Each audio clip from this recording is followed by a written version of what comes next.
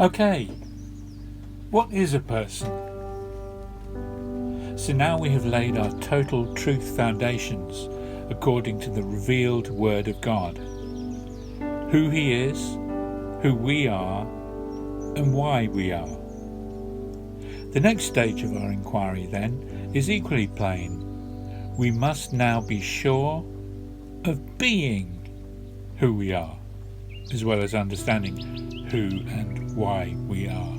And this is our human history, not one thing out of place.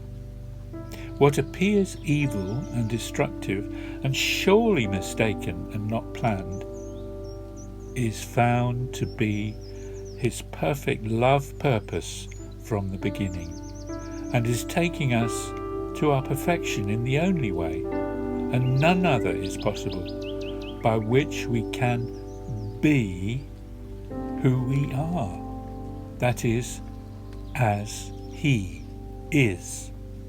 Even during our earthly pilgrimage, and in simplicity possess our possessions. But this must be examined, diagnosed, experienced in every perfect detail.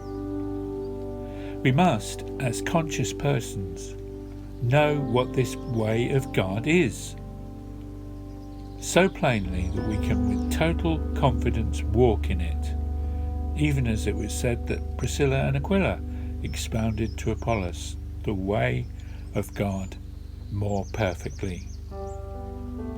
God could not create us like Himself as conscious persons without fairly and squarely explaining to us how a human perfectly functions, and enabling us to be that. The first question we must ask is, what is a human person? We have already said, one who loves and knows and therefore makes choices.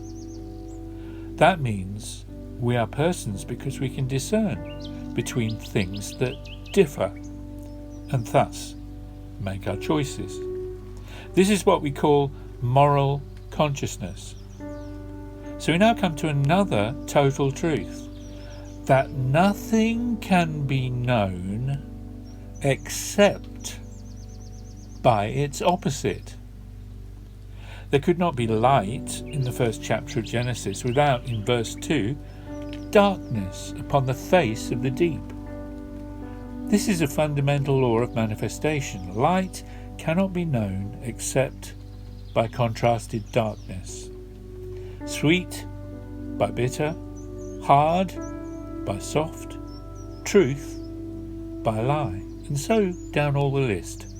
A thing is only to be known as a thing because it has an opposite. So all conscious life is a recognition of opposites, and then their rightful combination, so that one is built on the other and one swallows up the other. You cannot have a soft bed unless the mattress has a hard bedstead, which it swallows up. You can't say a final yes to this without first saying a final no to that. One has said that all life is the rhythmic, balanced interchange of opposites. Even the positive proton has to make captive the negative electron in order to form the elements. So this brings us to the fundamental principle of opposites which condition a person. We know and we desire, and as we are forever confronted by opposites, we choose. Knowledge and desire lead us to choice. The autonomy of our freedom is what the world today is so busy defending, yet that freedom involves the necessity of making choices. We are free, but we must choose. Freedom is not some vague, wind-blown thing which floats about anywhere and everywhere. No, freedom must make choices. It exists to make choices, because life is only life by the interrelation of its opposites. Those who have tried to escape to what they conceive as ultimate freedom by some mind-blowing drug only arrive at nothingness. Life consists of making choices. We have to choose. But the curious effect is that we are all slaves to our choices. We choose to go to a meeting, we're taken over by the disciplines of that meeting. We choose a profession, we're taken over by the know-how of our profession. Our freedom has become our slavery. But because we freely choose, we enjoy our slavery. So now we see that to be a person means we have desire and knowledge and will. Yes, we must make choices, and want always controls will.